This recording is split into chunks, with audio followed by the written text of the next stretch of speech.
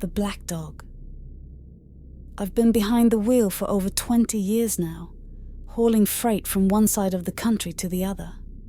I've seen every kind of weather you can imagine, from blinding snowstorms to tornadoes that tear across the horizon. I've spent more nights at the wheel than I care to count, fighting exhaustion with cups of gas station coffee and the constant hum of the CB radio. But there's one night I'll never forget. A night when something found me out on the road. Something that I still don't fully understand. If you're in the trucking business long enough, you'll hear all kinds of stories, strange tales passed around by guys at rest stops or over the CB. Stories about ghost trucks, phantom hitchhikers, and eerie lights that follow you for miles. I've heard them all. But nothing ever shook me quite like the black dog. It was late November and I was on a long haul from Chicago to Denver. The snow had already started to fall in the Midwest, and by the time I hit the plains of Nebraska, the highway was slick with ice. I'd been driving for close to 12 hours straight, my eyes heavy, the road in front of me blending into a blur of white and black. I should have pulled over, should have found a rest stop and closed my eyes for a few hours. But anyone who's spent time trucking knows that sometimes the schedule doesn't allow for that. You push through the fatigue, slap yourself awake, and hope that you can make it to the next stop without drifting off. The CB had been mostly silent for hours, just the occasional crackle of static, so I had the radio on low, trying to keep my mind occupied. There's something about the quiet of the highway at night that gets into your bones. It's just you, the engine, and the endless stretch of road ahead. Everything else fades away. Sometimes that quiet feels like peace, but other times, like that night, it feels like something waiting. The snow was coming down harder now, the wipers struggling to keep the windshield clear. I gripped the steering wheel tighter, my knuckles white, my back stiff from sitting for too long. The fatigue was starting to get to me. I could feel it creeping in, like a fog settling over my brain. I blinked hard, trying to shake it off. That's when I saw it. A flash of movement out of the corner of my eye, something darting across the road ahead of me. I slammed on the brakes, the tires skidding on the icy pavement. For a moment, I thought I'd hit something, a deer maybe. But when the truck came to a stop, and I sat there, heart pounding, there was nothing in front of me. I cursed under my breath and rubbed my eyes. Maybe I was seeing things. It wouldn't be the first time. Long hours on the road can play tricks on you. I shook my head, trying to wake myself up, and eased the truck back into gear, slowly rolling forward. That's when I saw it again. This time, there was no mistaking it. A black dog. It was standing on the side of the road, just outside the reach of my headlights. At first, I thought it was a stray, maybe lost out here in the cold. But as I got closer, something about it seemed off. The dog was huge, bigger than any dog I'd ever seen, with jet black fur that seemed to absorb the light. Its eyes, though, those eyes were glowing, bright as embers, staring right at me. I slammed on the brakes again, my heart racing. The dog didn't move. It just stood there, watching me. For a moment, I couldn't breathe. There was something unnatural about it, something that sent a chill down my spine that had nothing to do with the freezing air outside. I don't know how long I sat there staring at it, but when I finally blinked, it was gone. Just like that. One moment it was there, and the next, the road was empty. My breath was coming in shallow gasps now, my hands shaking on the wheel. I'd heard the stories about the black dog before. Every trucker has. Some say it's an omen, a warning that something bad is about to happen. Others say it's a sign to get off the road before it's too late. I'd never believed in that kind of thing, but right then I wasn't so sure. I sat there for a minute, my mind racing. I could turn around, find a place to stop for the night, or I could keep going, try to shake off the fear that was creeping up my spine. Stubborn as I am, I kept going. That was my mistake. The snow was coming down harder now, and the wind had picked up, howling through the open plains like a ghost. The road ahead of me was barely visible, just a faint ribbon of black cutting through the endless white. I drove slower, my eyes scanning the road for any sign of that dog. But there was nothing. Another hour passed, and the fatigue hit me hard. I felt my eyelids drooping, my mind fogging over. I needed to stop, but there was nowhere to pull over, just the open highway stretching out ahead of me. And then, in the distance, I saw lights. Headlights, far up the road, coming toward me. Relief washed over me. Another trucker, maybe. Someone to break the silence, to remind me that I wasn't the only one out here. But as the lights got closer, something felt wrong. The truck was coming fast, too fast for the icy road conditions. I gripped the wheel tighter, my heart pounding in my chest. The headlights were blinding now, coming right at me. I swerved to avoid it, my tires skidding on the ice, and for a moment, I thought I was going to lose control. But somehow I managed to stay on the road, the other truck passing me in a blur of lights and roaring engine. I pulled over to the shoulder, my heart racing, hands shaking. That had been too close, way too close. If I hadn't swerved at the last second.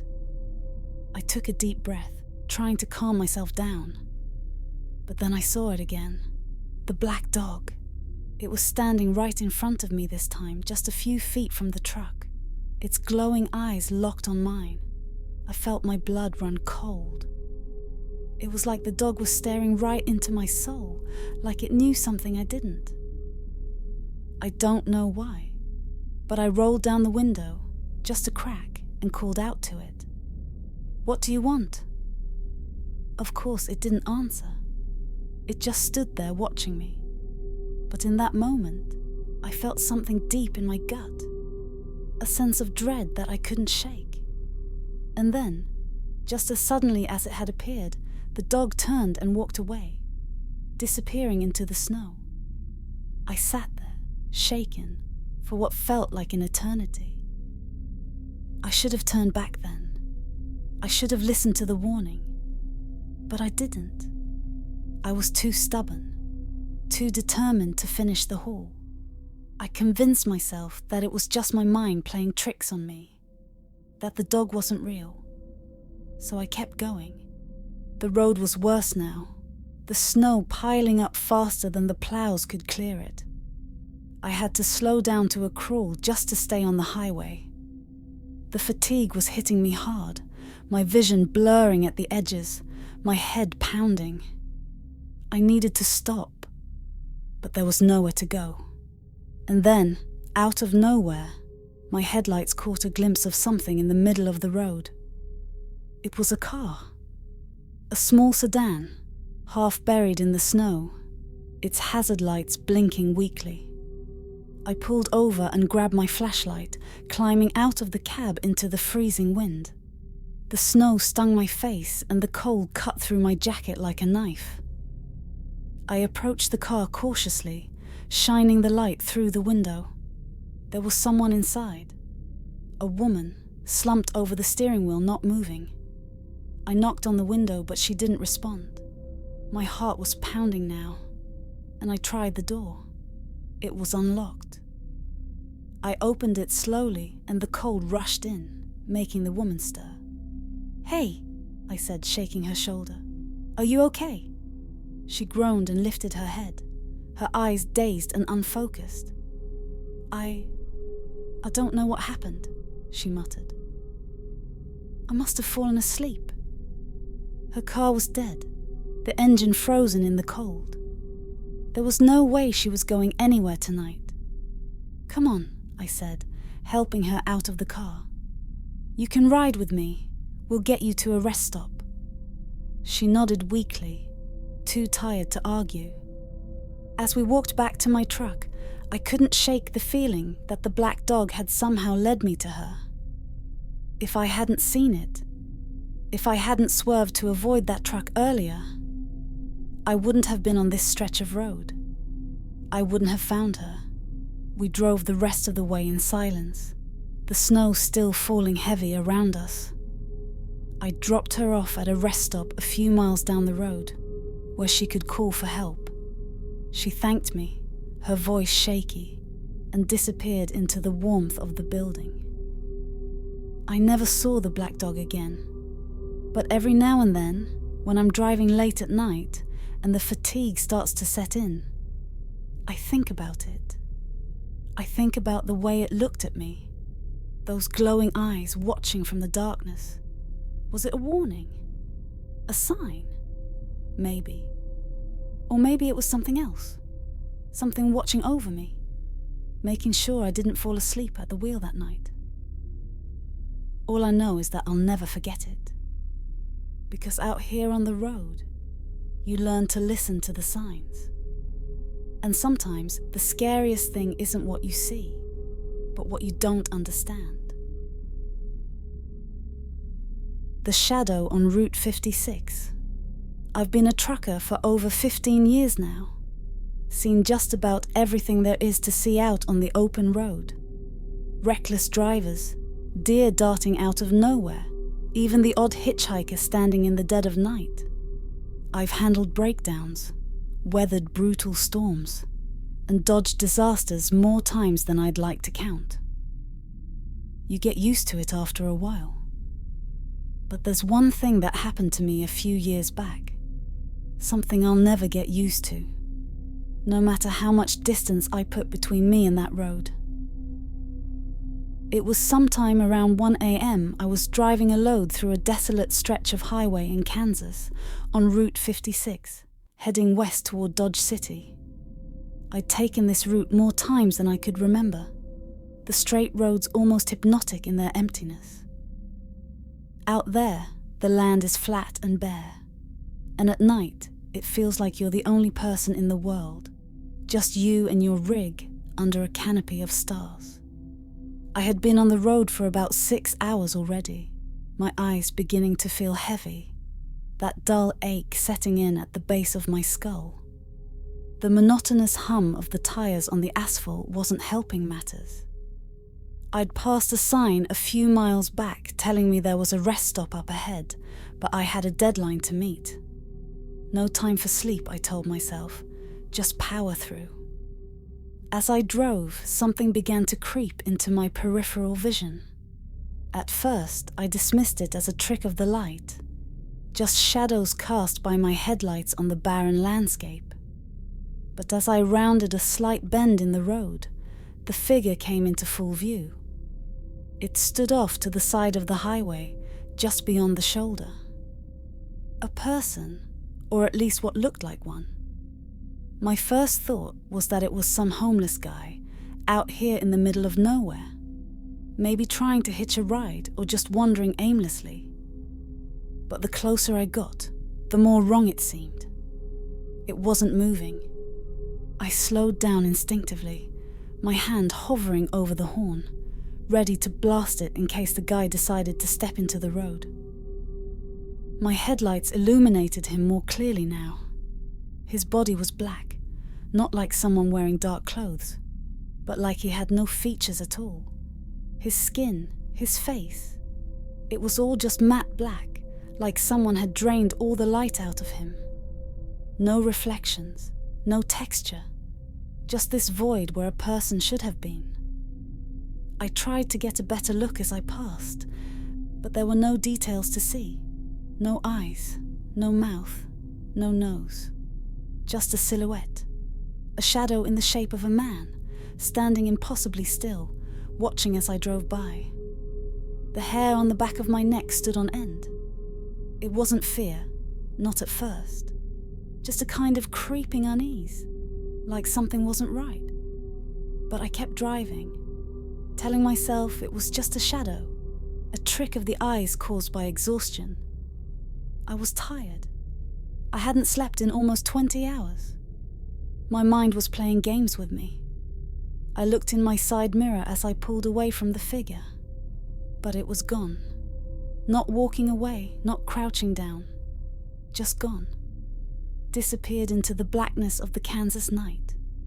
For a moment, I considered pulling over at the rest stop I knew was a few miles ahead, but I shook the thought of. I'd driven this route hundreds of times. I'd been tired before. This was nothing new. But the further I drove, the heavier that sense of dread grew.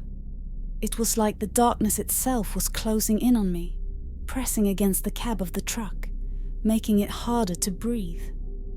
I couldn't shake the feeling that I was being watched, that whatever had been standing there on the side of the road was still with me somehow, riding along in the shadows.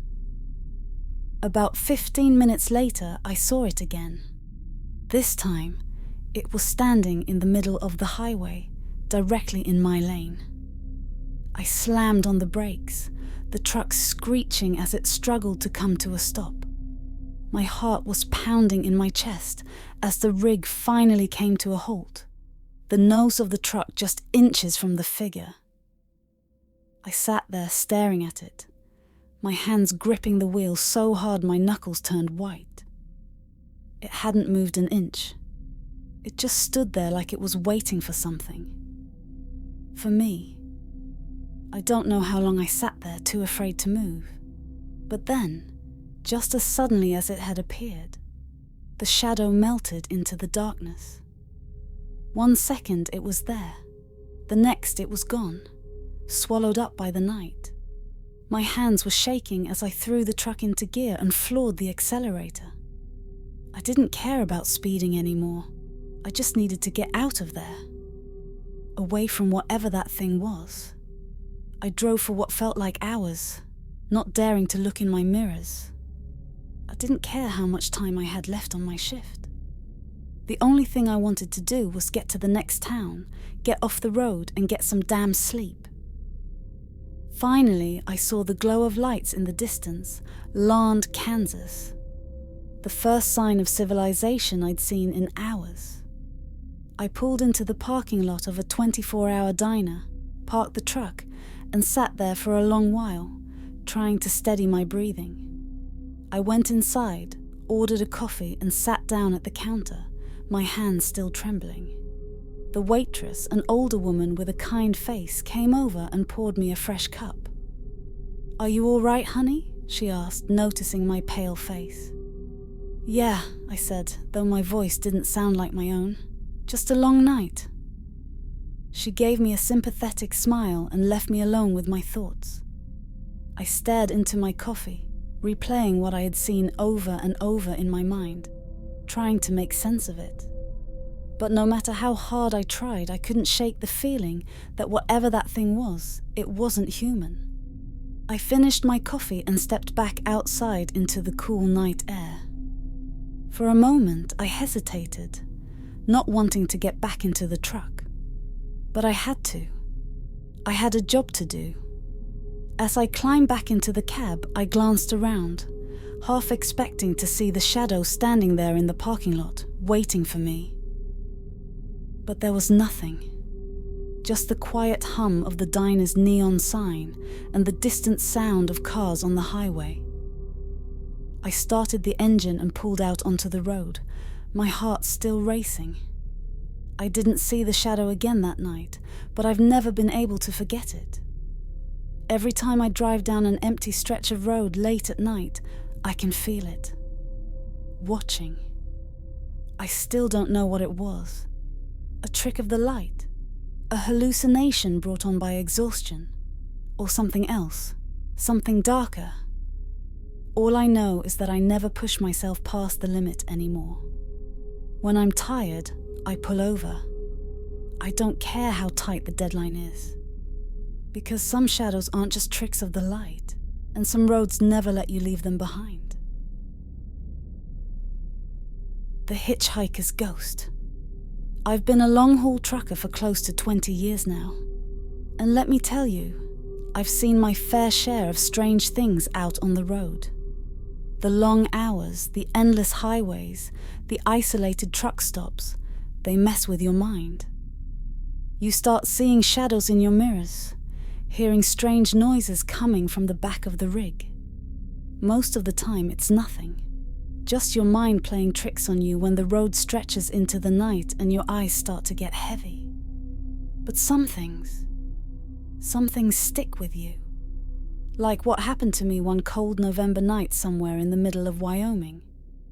It was just another routine haul, nothing special. I was hauling a load of frozen goods from Denver to Salt Lake City. My route took me through a long, desolate stretch of highway, miles and miles of nothing but flat land and dark sky. The kind of place where you can go hours without seeing another car or a sign of life. I'd done this run plenty of times before, but for some reason, that night felt different. I'd been driving for about 8 hours, the clock nearing midnight. I was tired, but not enough to stop.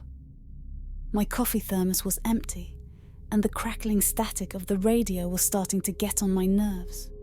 So I switched it off and focused on the road ahead, watching as the headlights cut through the thick blanket of night. That's when I saw him, a lone figure standing on the shoulder of the road, his thumb outstretched. Now I know what you're thinking. Who in their right mind picks up hitchhikers in the middle of nowhere at midnight? Normally, I wouldn't either. But something about this guy was different. He didn't look threatening, just lost. He was wearing an old army jacket, hands shoved in his pockets. His face partially hidden beneath a wide-brimmed hat. I couldn't leave him out there in the cold, not with the temperature dropping below freezing. So, against my better judgment, I slowed down and pulled over. He jogged up to the passenger side door, and I rolled down the window just enough to get a good look at him. He looked young, maybe mid-20s, with scruffy dark hair and sharp, angular features. His eyes were piercing, but there was a tiredness behind them, like he'd been walking for a long time. "Need a lift?" I asked. He nodded, his breath coming out in visible puffs in the cold air. "If you don't mind," he said. His voice was quiet, almost soft, but there was a roughness to it, like someone who'd been through some hard times. I unlocked the door and he climbed in, settling into the seat with a sigh of relief. "Thanks," he muttered, pulling his jacket tighter around him. "Been out here a while." "No problem," I said, pulling back onto the highway. "Where you headed?" "Just up the road," he replied. Vague, but not suspiciously so. He didn't offer much more, and I didn't push. We rode in silence for a while, the only sound the hum of the engine and the occasional rumble of tires over uneven asphalt. After a few minutes, he finally spoke up. "Have you been a trucker for a long time?" "Yeah," I said. "Been driving these roads for years." "You?" He shrugged. "I used to travel a lot. Not so much anymore." There was something off about the way he said it, like there was more to the story, but he wasn't interested in sharing. I let it drop, figuring the guy just needed a ride, not a therapy session. We talked a little more after that. Small talk mostly. Nothing too deep. He didn't give away much about himself, but he seemed polite enough, even friendly in a distant sort of way. But the longer we drove, the more I noticed a strange chill in the cab. At first, I thought it was just the cold air from outside seeping in through the vents, but the temperature kept dropping, to the point where I could see my breath inside the truck. I glanced over at him, but he didn't seem to notice. He just stared straight ahead, his hands resting in his lap, his expression blank. It was unsettling, but I didn't say anything. We kept driving, and eventually I asked him again where he wanted me to drop him off. "Just up ahead," he said, pointing to a side road coming up on the right. "There's a place a few miles down." I nodded and took the turn, the truck bouncing slightly on the rougher road.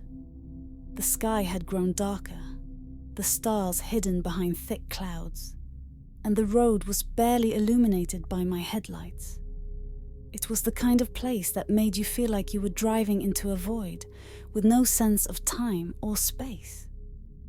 "Is this where you live?" I asked, trying to fill the eerie silence.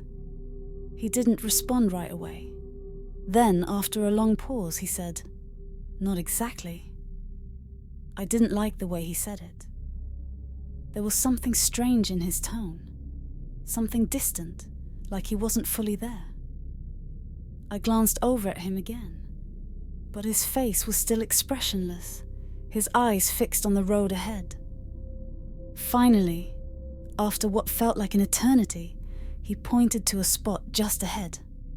"Here," he said. "This is good." I pulled the truck over and brought it to a stop. The place he'd chosen was desolate, nothing but an empty stretch of land with no houses or buildings in sight. Just flat, barren ground. "You sure this is it?" I asked, feeling a knot tighten in my stomach. He nodded, not even looking at me. "Yeah, thanks for the ride." I waited for him to get out, but he didn't move. He just sat there, staring out the window at nothing.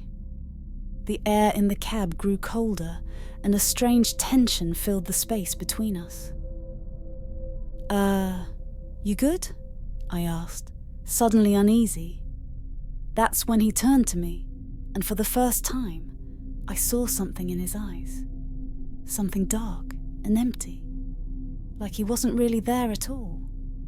My blood ran cold, and before I could say anything, he opened the door and stepped out.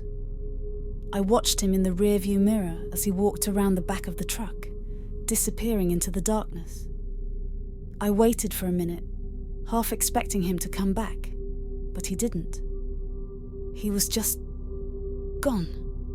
Feeling uneasy, I shifted into gear and pulled back onto the road, my mind racing. Something wasn't right. The guy had vanished into thin air, but there was nowhere for him to go out there. I hadn't seen a car, a house, nothing. I kept driving, but the longer I went, the more unsettled I became. Finally, after a few miles, I couldn't take it anymore. I pulled into a small gas station, needing a break and hoping to shake off the weird feeling that had settled over me. I went inside, grabbed a coffee, and made some small talk with the cashier, trying to calm my nerves. After a while, I casually mentioned the hitchhiker. "You don't see many folks out here at night, do you?" I said. The cashier, an older guy with a worn face, looked up from the counter. "Not many. Why?" I shrugged, picked up a guy a few miles back, dropped him off at some side road. Thought it was strange, him being out here all alone. The cashier's expression darkened. He set down the cup he was holding and gave me a hard look. "What side road?" I described the spot where I dropped off the hitchhiker, and the cashier's face grew pale. "You didn't pick up anyone," he said quietly. "Not there. That road. It leads to nowhere. No one lives out there." I felt a chill run down my spine. "I'm telling you, I picked him up. Army jacket, dark hair, young guy." The cashier shook his head slowly, his voice low. "You're not the first trucker to say that. There's been others. They all say the same thing." I stared at him, my heart pounding in my chest. "What are you talking about?" He leaned closer, his eyes locked on mine. "That hitchhiker you picked up. He died on that road, years ago. Car accident. They say his spirit's been wandering ever since, trying to get home.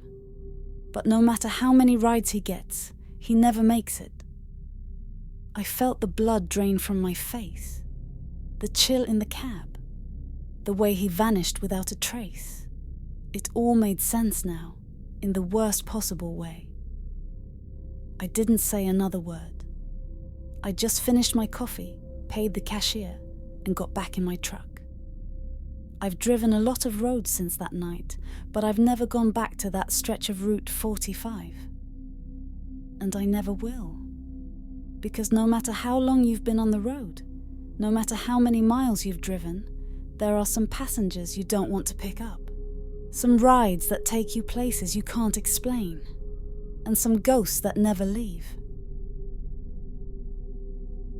The creature on Route 45. As a long-haul trucker, I've spent years driving through dark, empty highways in the middle of nowhere.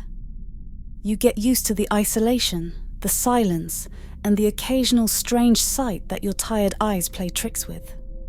But nothing I had ever seen or imagined compared to the night I encountered something unexplainable. And after all these years on the road, I still can't shake the memory of what happened that night on Route 45. It started as just another delivery run. I was hauling a load of auto parts from Chicago down to a small town in Kentucky. My route took me through rural roads, the kind where you can drive for miles without seeing another vehicle or even a streetlight. I'd left late in the evening and planned to drive through the night to make my early morning delivery. I've always preferred night driving, fewer cars on the road, and it's peaceful. Or at least it used to be. That night, around 2 a.m., I was somewhere deep in rural Illinois, surrounded by endless cornfields and forests on either side. The only light came from my headlights cutting through the thick darkness ahead. The sky was overcast, and the moon was barely visible through the clouds, casting eerie shadows across the road. I was focused on the drive, sipping from a thermos of black coffee to stay alert, when I saw something strange up ahead. It started as just a shadow, a blur against the dark horizon. At first, I thought it was a large bird, maybe an owl swooping low over the road. But as it came closer, I realized it was much bigger than any bird I had ever seen. A large winged figure was flying straight toward my truck. My first instinct was to hit the brakes, but I was hauling a heavy load, and slamming on the brakes at that speed could cause me to jackknife. I swerved to the right, narrowly avoiding what I thought would be a disastrous collision. As I did, there was a loud thud, followed by a scraping noise along the side of the trailer. I immediately pulled over, my heart racing. I sat there for a few seconds, gripping the steering wheel, trying to make sense of what had just happened. What the hell had I just hit? It couldn't have been a bird. It was too big, too fast. And that sound, like claws scraping against metal, it didn't make sense. I grabbed my flashlight from the glove compartment, reluctantly stepped out of the truck, and made my way toward the back. The night was deathly quiet. The only sound the soft hum of my truck's engine. The beam of the flashlight flickered as I swung it back and forth, scanning the road and the ditch beside it. That's when I saw it. Lying on the ground a few yards away was a creature unlike anything I had ever seen. It was about the size of a man, but with massive leathery wings that stretched out wide on either side of its body. The wings were torn and jagged, and as I approached, I could see its skin was dark, almost black, and covered in a fine layer of what looked like fur or feathers. Its legs were bent backward, like those of a bird, and its arms, if you could call them arms, ended in long, sharp claws. My breath caught in my throat as I took in the full sight of the thing. It wasn't just a bat or a bird. It looked human, in some grotesque, twisted way.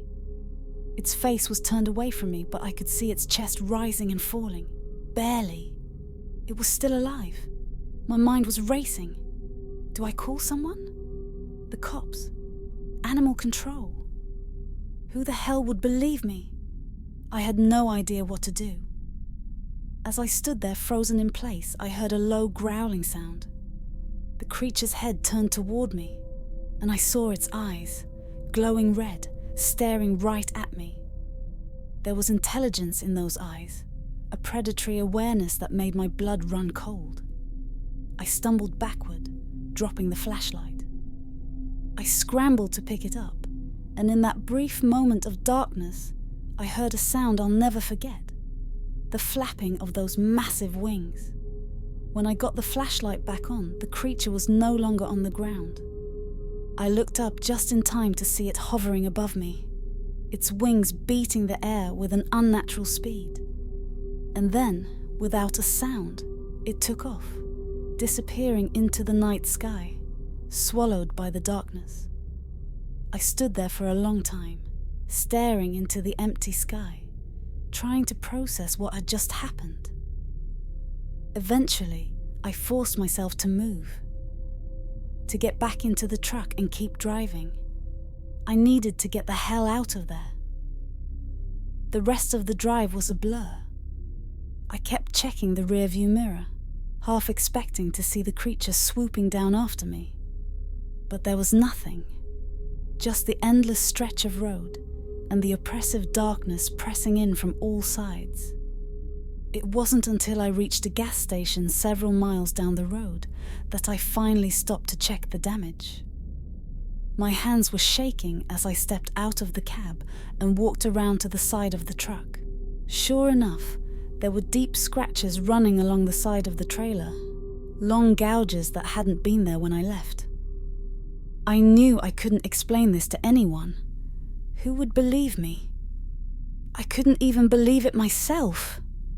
I finished my route in a daze, dropping off the load without saying much to anyone. I just wanted to get home and forget the whole thing ever happened. But forgetting wasn't an option. Over the next few weeks, I became obsessed with trying to figure out what I had seen. I spent hours on the internet, looking up stories of strange creatures and paranormal sightings. That's when I stumbled upon the legends of the Mothman, a creature said to have been sighted in West Virginia in the 1960s. A humanoid figure with wings and glowing red eyes. The descriptions matched almost exactly what I had seen on Route 45. I wasn't the only one either. There were dozens of other sightings reported all across the country, truckers and travelers who had seen similar creatures in the dead of night. Some claimed it was an omen, a warning of impending disaster. Others believed it was something far more sinister. I don't know what I believe. All I know is that I saw something that night, something I can't explain, something that doesn't belong in this world. And even now, every time I'm out on the road, I can't shake the feeling that it's still out there, watching, waiting for the next unlucky driver to cross its path. I haven't driven Route 45 since that night, and I never will. Because whatever it was that I encountered, it wasn't just a creature. It was a warning, and some things are better left unseen. The Yellow Volkswagen. I've seen a lot of strange things in my years as a trucker. Late night hauls can be monotonous and exhausting, but every so often, you encounter something that shakes you to the core. Something that lingers long after the road is behind you. My story takes place a few years back, while I was hauling a load through Malaysia along the infamous Karak Highway, a stretch of road notorious for bizarre occurrences and ghost stories. But even knowing that, nothing could have prepared me for what I saw. It was a humid night in mid-August. The heat of the day still clung to the asphalt, making the air feel thick and oppressive. I was about an hour into my shift, hauling a load of electronics from Kuala Lumpur to Kuantan, a route I'd taken dozens of times before. The Karak Highway had always felt eerie, with its winding turns through the mountains and the dense jungle pressing in from both sides. At night, it was even worse. Like the road was swallowed up by the darkness, and you were just a speck moving through it. The night was unnervingly quiet. The only sounds the steady hum of my engine and the occasional chirp of insects that managed to penetrate the truck's cab. I kept my eyes on the road, trying to stave off the drowsiness creeping in around the edges of my consciousness. There weren't many other vehicles on the road, which wasn't unusual for that hour. That's when I saw it. The car. It came out of nowhere. One moment the road ahead was empty, and the next there was a bright yellow Volkswagen Beetle puttering along at a snail's pace. It was the older model, probably from the 70s or early 80s, its headlights glowing faintly through the mist that clung to the road. The car was moving so slowly that I had to downshift to avoid rear-ending it. My first thought was that it was some local who had lost their way, but there was something off about the situation. I'd been on that stretch of highway just minutes before, and there was no way I could have missed a car this bright. "Come on, what the hell?" I muttered under my breath, gripping the wheel tighter. I pulled into the oncoming lane and overtook the Beetle, glancing at it as I passed. The windows were tinted too dark to see inside, but I didn't think much of it. I just wanted to get back to cruising speed. As soon as I passed it, I sped up, trying to shake off the weird feeling gnawing at my gut. I'd heard about ghost cars on this highway before. Everyone who drives it regularly has, but I never put much stock in the stories. A few minutes passed, and I began to relax.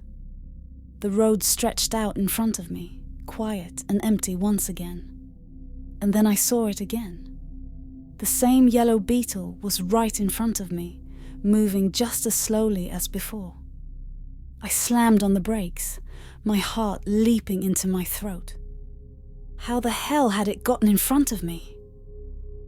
There were no turn-offs or side roads where it could have slipped by without me noticing. It was impossible. I hesitated for a moment, feeling the chill of unease run down my spine. Then I did what any driver would do.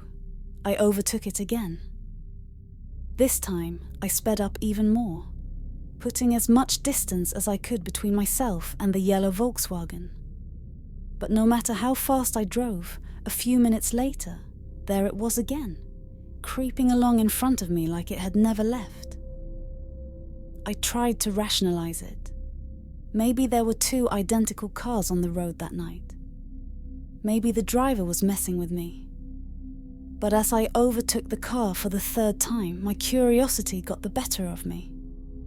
I glanced at the driver's seat, squinting through the dim glow of my headlights and the mist hanging in the air. The seat was empty.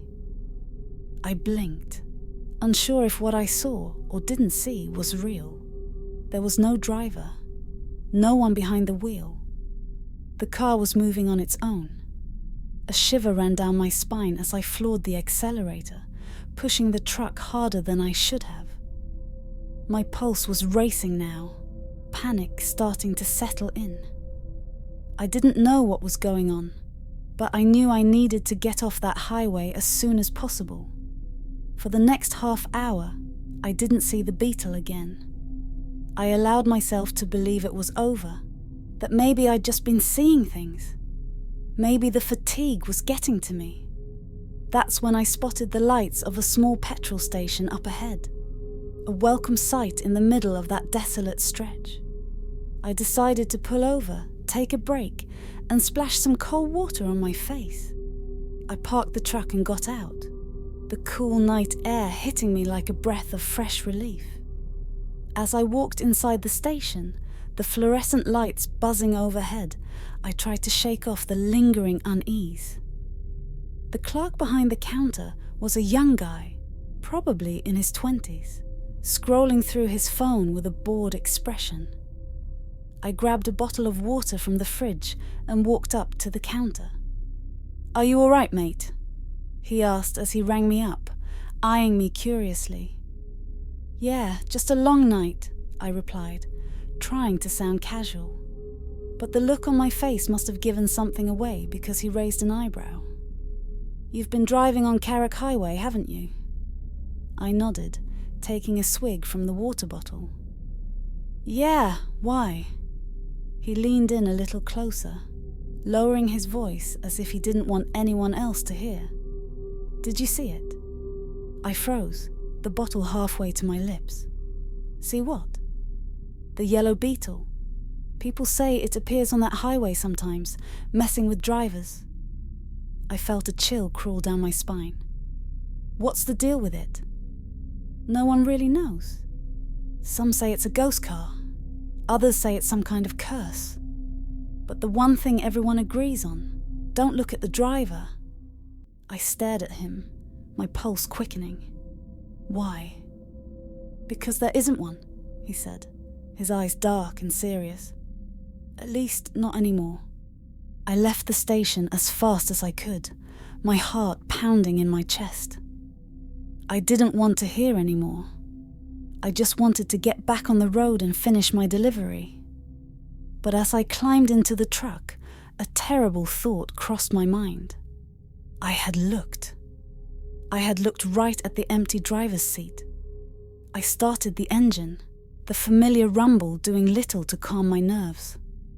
The rest of the drive was a blur. Every time I thought about the beetle, I felt a gnawing sense of dread. What had I seen? What would happen now that I'd broken the unspoken rule? By the time I reached my destination in Kuantan, the sun was just beginning to rise, casting long shadows over the empty streets. I parked the truck and leaned back in the seat, exhausted but unable to shake the feeling that something was still watching me. I never took that highway again after that night. I told myself it was just an old ghost story, a tale truckers told to pass the time. But deep down, I knew better. I had seen it. And whatever it wasn't something of this world. Some roads have secrets, and some things are better left unseen. That yellow Volkswagen is one of them. The children at the rest stop. I've seen a lot in my years behind the wheel. Long nights, endless stretches of road, the hum of the engine keeping me company through the darkest hours of the morning. You get used to the isolation, the eerie silence that creeps in when you're alone out there. But nothing, and I mean nothing, could have prepared me for what happened at that rest stop. It was a regular haul, just another delivery from Kansas City to the outskirts of Colorado. I'd been driving for nearly 12 hours straight, and fatigue was starting to settle into my bones. The highway was deserted, save for the occasional car or truck passing by.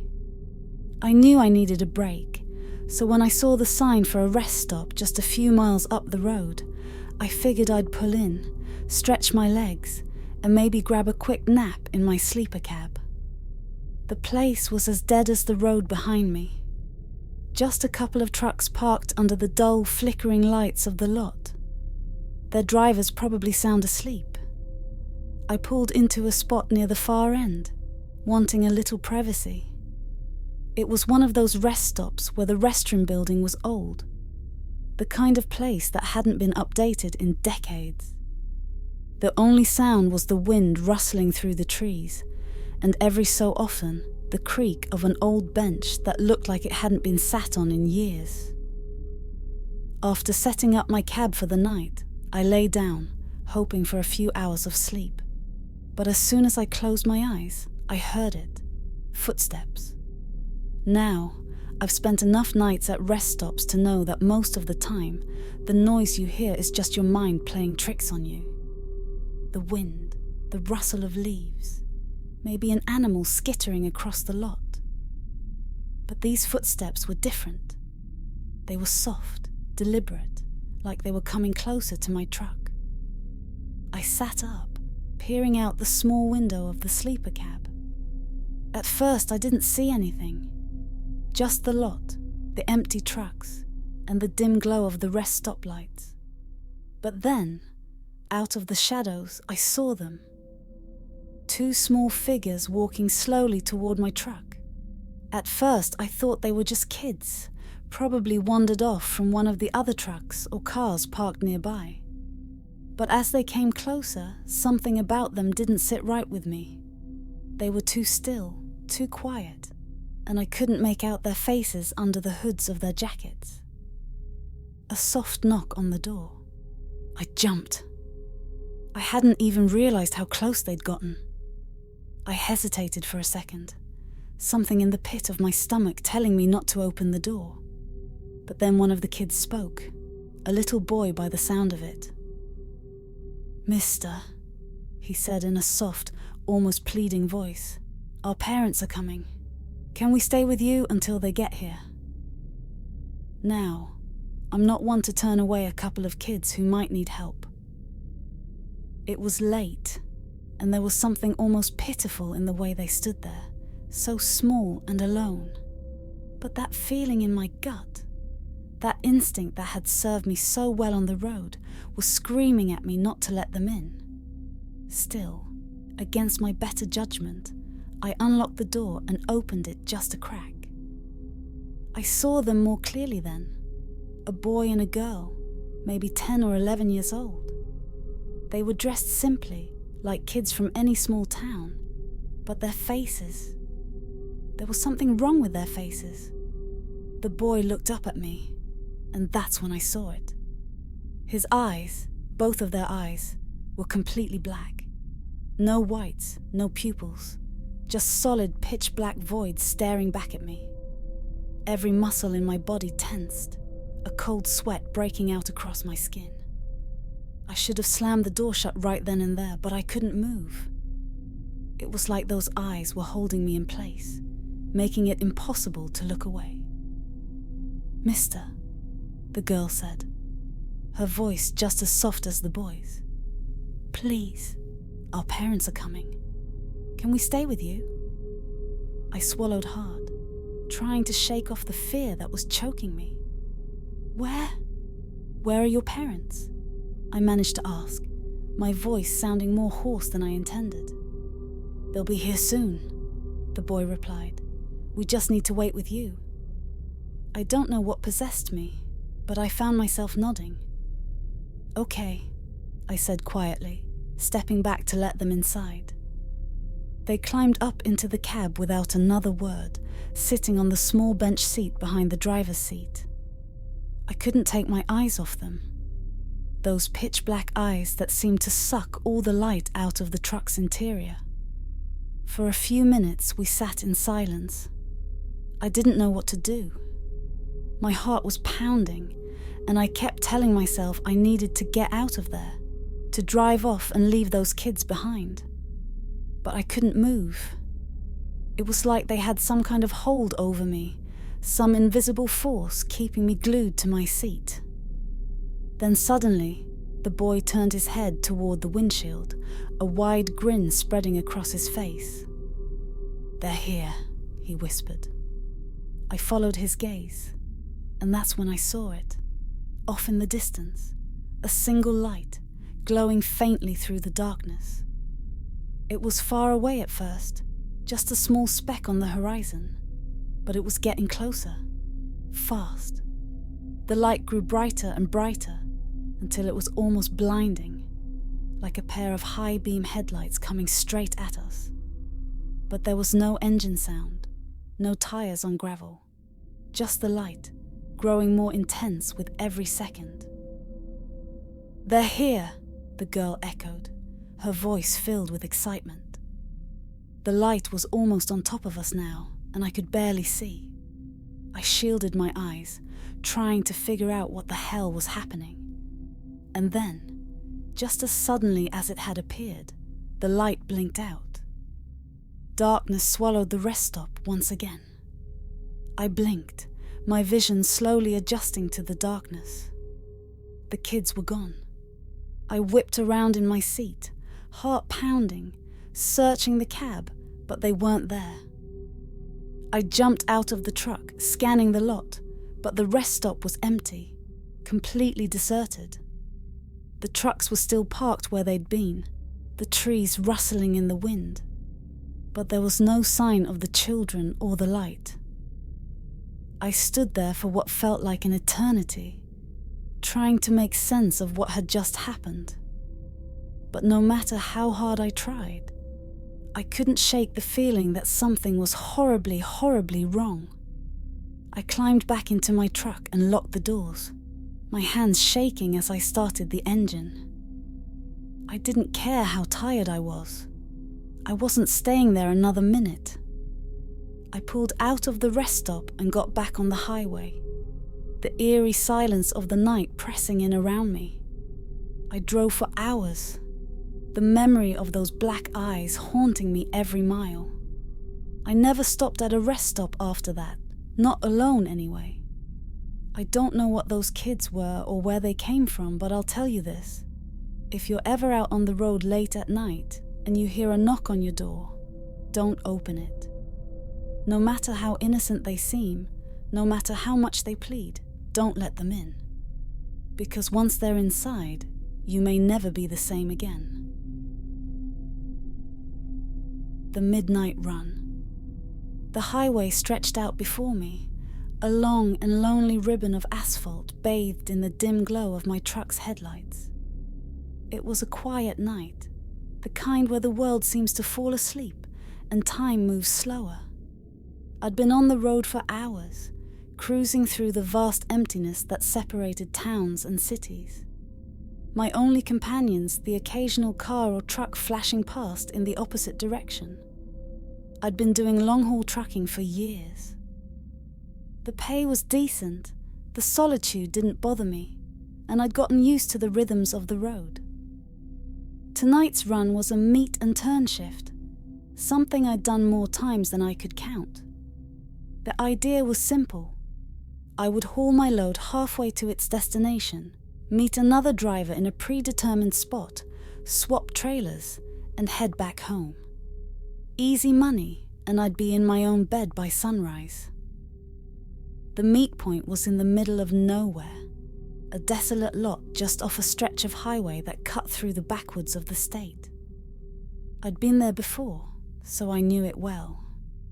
The place wasn't much to look at, a patch of gravel surrounded by tall trees, with nothing but a single street lamp casting a sickly yellow light over the area.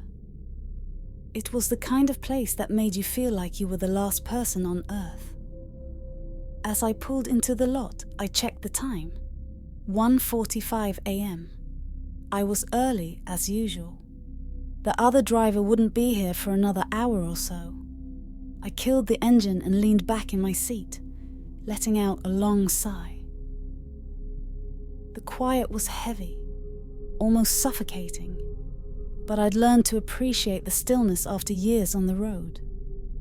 I figured I had enough time to catch a quick nap before the other driver showed up. I reclined the seat, adjusted my hat to block out the dim light, and closed my eyes. The steady hum of the truck's cooling engine was like a lullaby, and within minutes, I was drifting off. I don't know how long I'd been asleep when something pulled me from my dreams. A noise. At first, I thought I'd imagined it, some remnant of whatever I'd been dreaming about. But then I heard it again, a faint scratching sound, like something brushing against the side of the truck. I opened my eyes, my heart already beginning to race. My first thought was that it was an animal, maybe a stray dog or raccoon. The lot was surrounded by woods after all. I sat up slowly, blinking the sleep from my eyes, and peered out the driver's side window. At first, I didn't see anything. The lot was as empty and still as it had been when I arrived. The street lamp cast long shadows across the gravel, but nothing seemed out of place. Then I heard it again, the scratching, followed by a low, guttural growl. This time, it was closer. I turned to look out the passenger window, and my blood turned to ice. Standing just outside, inches from the glass, was a man. He was tall, broad-shouldered, and filthy, his clothes tattered and smeared with dirt. But what froze me in place was the look on his face. His eyes were wide and crazed, bloodshot and wild, and his mouth hung open, revealing yellowed teeth. His lips were curled back in a snarl, and as I watched, he let out a low, throaty growl, like an animal. I couldn't move. My mind raced, trying to make sense of what I was seeing, but nothing about it made sense. Who the hell was this guy? And what the hell was he doing growling at me? Then, without warning, he lunged at the window, slamming his fists against the glass. I jerked back, my heart hammering in my chest. His face was pressed against the window now, his breath fogging up the glass as he barked and growled, like some kind of rabid dog. I scrambled to start the truck, my hands shaking as I fumbled with the keys. The man outside was relentless, pounding on the window, barking louder and louder. His crazed eyes locked on mine. It was like he was trying to break through the glass with sheer force. The engine roared to life, and I slammed the truck into gear, my foot pressing hard on the gas. The truck lurched forward, and the man stumbled back, still barking and growling as he tried to keep up with the moving vehicle. I didn't care where I was going. I just needed to get away from him.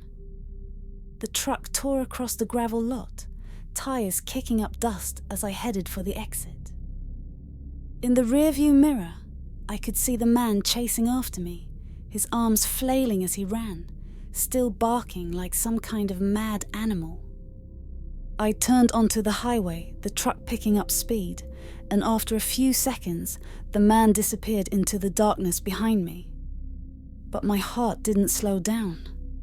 I kept driving, my knuckles white as I gripped the steering wheel, my mind racing. What the hell had just happened? Who was that guy? And what was he doing out here, in the middle of nowhere, acting like a rabid animal? I glanced at the clock on the dashboard. 2:10 a.m. The other driver would be arriving soon, but there was no way I was going back to that lot. Not after what I'd just seen. I grabbed my phone and dialed my dispatcher, my hand still shaking as I pressed the numbers. "Yeah?" The dispatcher answered, his voice groggy. "What's up?" There's a guy at the meet point," I stammered. "Some crazy guy. He was barking at me like a dog. I don't know what the hell's going on, but I can't go back there." There was a pause on the other end, and for a moment, I thought the dispatcher hadn't heard me. Then finally he spoke. "You sure about that?" he asked, his voice skeptical. "That's a pretty isolated spot. Could have just been a drifter." "A drifter?" I repeated, my voice rising. This guy was pounding on my window, barking like a dog. He was out of his mind. The dispatcher sighed. All right. Stay where you are. I'll call the other driver and tell him to reroute. You just head back. We'll deal with it later." I hung up the phone, my mind still reeling from what had just happened.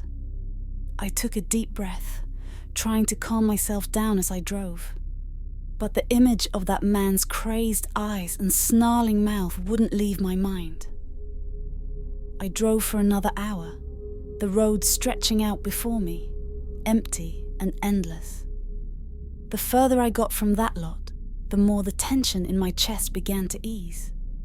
But just when I thought I was in the clear, I saw something ahead. Another vehicle pulled over on the side of the road. As I got closer, I realized it was a truck, like mine. And standing next to it was a figure. My heart skipped a beat as I slowed down, squinting through the windshield. It couldn't be him. There was no way. I'd left him behind miles ago. But as I got closer, I saw the figure turn toward me. And there, illuminated in the glow of my headlights, was the same man. The same wild eyes, the same filthy clothes, the same twisted grin. He lifted his arm and waved.